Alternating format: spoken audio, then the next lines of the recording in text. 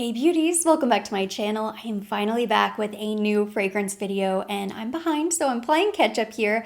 I have a ton of new fragrances to share with you. Most of these are new launches for the year. A couple of them are just new to my collection, a couple new favorites. But I'm starting strong with the Wedding collection from Kayali. Two new fragrances in here. And this box was sent to me complimentary. I have not unboxed them, so today I am sharing my first impressions.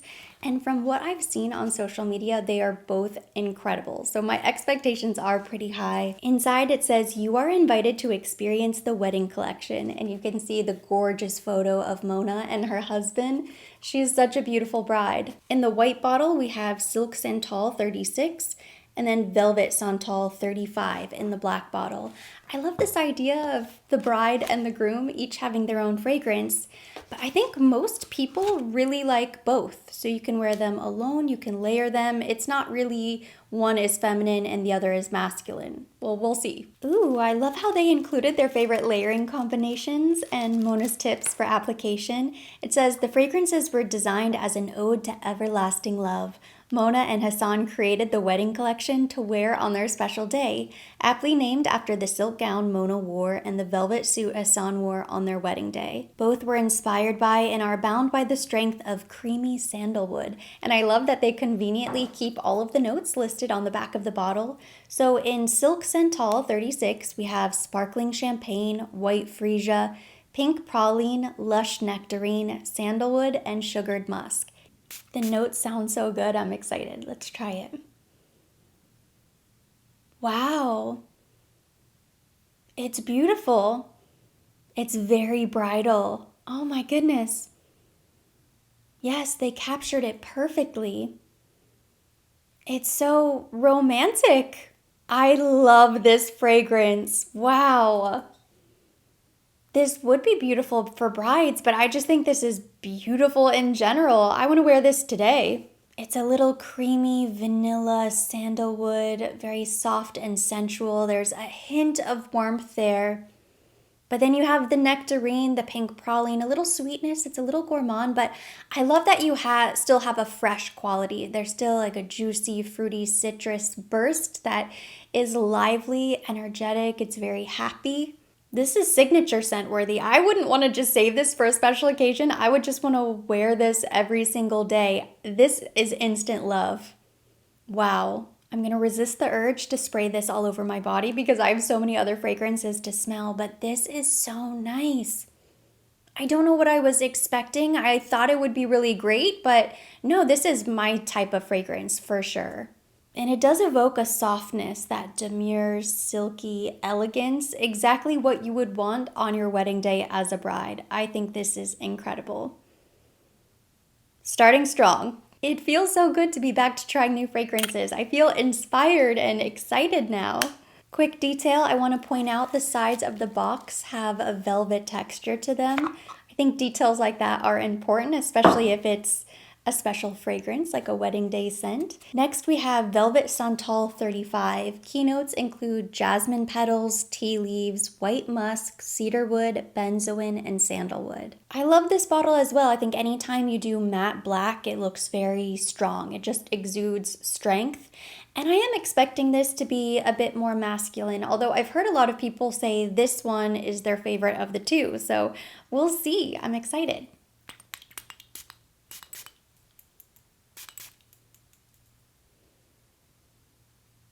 Beautiful. More masculine than the silk, but not too much. The sandalwood is so pretty. Again, very elegant, definitely more unisex. But I could see myself wearing this, especially maybe fall, winter. It might be a little bit too much right now in Miami where it's like 100 degrees outside. Wow, and it does kind of smell like velvet. You know how velvet as a fabric it feels really warm and it has that texture when you touch it. This gives you that warm, fuzzy feeling as if you're wrapped in velvet or wearing a velvet tux. It's not too overpowering, which I love. Sandalwood, I know I've talked about this before. I used to always really love sandalwood, and I don't know if I just developed a bit of a sensitivity to it, but as of late, it's kind of hit or miss. Sometimes it's the note that makes the fragrance, and other times it's the note that breaks the fragrance, and I can't stand it. And I think that probably depends on the quality of the notes and ingredients as well. But sometimes it can turn a bit sour. I don't know if it's the note that turns sour, but there's something about it that's a little bit too pungent. Like it's too strong and dominant, and it's all I can smell in my nose, and I don't necessarily love that. Whereas with this, it's definitely there and it's prominent, but it's not too much. I would wear this and I wouldn't get sick of it later on. I could see myself wearing this, but I would probably layer it. In fact, because they both have sandalwood, I imagine they layer beautifully together. But this with anything with vanilla, I think would be incredible. What an incredible new launch to add to the Kayali collection, and the fact that it marks their wedding day. They were able to keep it under wraps and launch 2 new fragrances that nobody even expected, I think is amazing. So my hat's off to them. If you've smelled either of these fragrances, let me know what you think. Which one is your favorite? Tell us in the comments. I have been dying to unbox this fragrance, but I wanted to wait so I could film it on camera. This is the new Skylar Boardwalk Delight. Key notes are vanilla, cotton candy, and coconut milk. It just sounds like the perfect light and sweet gourmand for summertime. It's described as sweet, nostalgic, and cheerful, which is exactly what I look for an easy grab-and-go everyday fragrance. As a brand in general, I wouldn't say I've had the best luck with Skylar, which is another reason why I really wanted to try this fragrance. I wasn't a huge fan of Lime Sands. I feel like they've launched so many new fragrances lately.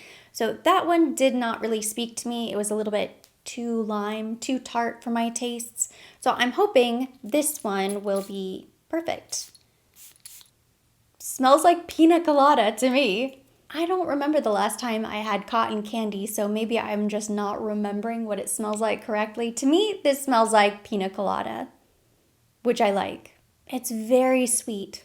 Candy sweet, cotton candy. But there is a milkiness to it. It's nice. A little almond milk. Reminds me of the type of scent that you would find maybe in a Bath and Body Works. Like it's still kind of light and fluffy. And it seems like the type of fragrance that, yeah, would be an easy grab and go. It's happy, it's cheerful. Maybe a little adolescent. I think this would appeal to a younger crowd. Not a lot of depth or complexity. You can tell there's not a ton going on, but I think that's sort of expected from this brand. The fragrances are pretty singular. It's very soft, very light. Even in the few minutes it's been on the blotter, it's getting lighter and lighter. It's very faint. Which for a sweet fragrance, I actually prefer that. That way it's not going to give you a headache. It won't be too cloying later on or as you wear it. I like it. It's nice. It's very pleasant. I don't have any complaints about it. I typically don't love this style of fragrance because my collection is so big. There are just so many others that are real standouts. I'm always going to grab a standout fragrance before I grab something that's a little bit more simple. Now this is another new launch for the year, but as you can see, I already unboxed it. In fact, I have been wearing this fragrance so much lately. I'm actually working on a campaign with Sephora, so I've had this fragrance for a while now and I couldn't speak about it. Now that it's available on the Sephora website, the cat is out of the bag. So this is the new Gucci Flora Gorgeous Magnolia. Not to be confused with the Gorgeous Gardenia that comes in the pink bottle. This is going to be one of the best fragrance launches of 2023. Mark my words, I think this is incredible. I really love Gucci Flora Gorgeous Gardenia, the eau de parfum. It's a beautiful candied floral. It has that creamy white floral gardenia scent to it. I don't know what I was expecting, but when I read the notes for this fragrance, I was already intrigued. It has magnolia essence, dewberries accord, and patchouli essence. I'm not particularly familiar with dewberries. I'm not sure I could pick them out. I am very familiar with magnolia and patchouli. And patchouli is one of those notes that sometimes I love, sometimes I don't really care for it. This fragrance is amazing. It has this smooth warmth, sensuality. It's just the type of floral fragrance that I want to wear every single day. It's clean, it's fresh, it's elegant, it's everything. I really struggled to choose favorites, but I think I prefer this to the Gorgeous Gardenia. Love that fragrance. but I will choose Gorgeous Magnolia every single time. There's something about it. This is such a pretty girl fragrance. Like, I wear this and it instantly elevates my mood. I feel like it elevates my outfit. I feel pretty when I wear this. It's one of those fragrances that as soon as you spritz it on, you just feel beautiful and beaming and happy. This is Disney princess fragrance. I'd say there are some similarities between the Gorgeous Gardenia and Gorgeous Magnolia, but they're pretty different. If you didn't know they were from the same fragrance family, I wouldn't necessarily think you would put them together. In a way, it's a bit more sophisticated than that. I would say Gorgeous Magnolia is a bit more elevated, in my opinion. If you're not as big into florals and you're looking for something a bit sexy and seductive, you're looking for your next date night fragrance, not an everyday perfume, I would recommend checking out the new Cafe Rose from Tom Ford. First of all, look at this bottle. Very interesting. So this is part of the Signature collection. It's no longer a private blend collection fragrance in the little chest piece bottles. They did something similar a while back with, I believe, Costa Azura. Ombre Leather is another one. It might have been limited edition as private blend, but then they decided for whatever reason to bring it back as part of just the Signature collection. So that's what we have here. That's why the bottle looks different. From what I've been able to find online, the notes listed are the same. Key notes include Bulgarian rose, Turkish rose, May rose, saffron, black pepper, coffee, patchouli, incense, sandalwood, and amber. I was always a big fan of Cafe Rose when it came in the chest piece bottle. I'd never added it to my collection. I would say my favorite rose fragrance from Tom Ford is still Rose Prick. And then of course he did give us the Rose Garden collection, which I didn't really love. My favorite of those three was the Rose d'Amalfi, which is again very beautiful, but Cafe Rose has always been a bit of a standout. It's so different from what you would expect. It's spicy, incense. In fact, I get way more incense than I get rose. Sultry, seductive, all the things. This is evening, fall, winter, cozy on the couch, seductive. This is a fragrance you wear when you want to seduce somebody. High heels, bold red lip, the works. It's just intense. There's something animalistic about it. It's just very I would have to check the price. One good thing about Tom Ford taking this away from private blend and making it one of the Signature collection fragrances is that the price might be reduced, which would be amazing, because then more people could experience it and love this fragrance because it is beautiful. This is definitely an unexpected rose fragrance. It's kind of rose with a twist. It has a dark feminine energy. It's not just a light floral fragrance. Now this fragrance is not new, it's just new to my collection, but it's a longtime favorite. I am so happy I finally am adding this to my fragrance collection. And it's one of my favorite fragrances for summer. So this was kind of perfect timing. It's from the Harmonist. This is Yin Transformation. If you are a longtime lover of fragrances, especially luxury niche fragrances, this is not new to you. You've probably owned this for a really long time. I know I've heard a lot of people talking about it and recommending it to me. Keynotes include Calypso Orchid, Mandarin, Bulgarian Rose, Almond Milk, Ylang Ylang, Iris, White Musk, Sandalwood, and Benzoin. This bottle was sent to me complimentary, and I picked it out after smelling all of the fragrances from their Discovery set. The Discovery set is the best way to find the right fragrance for you, and there were so many standouts that I loved. Most of them I really loved, and I was kind of torn between a few. I had maybe a top three. Sacred Water is another fragrance that has been on my wish list, and I did think, oof, it would be so perfect for summer as well. I also love Hypnotizing Fire. That's been a long time favorite, but that's more fall winter, not really here and now for Miami, Florida. Yin Transformation, I think, is one of those seasonless fragrances that is just signature scent worthy. This has that wow. I mean, I love the mister. So fine and elegant.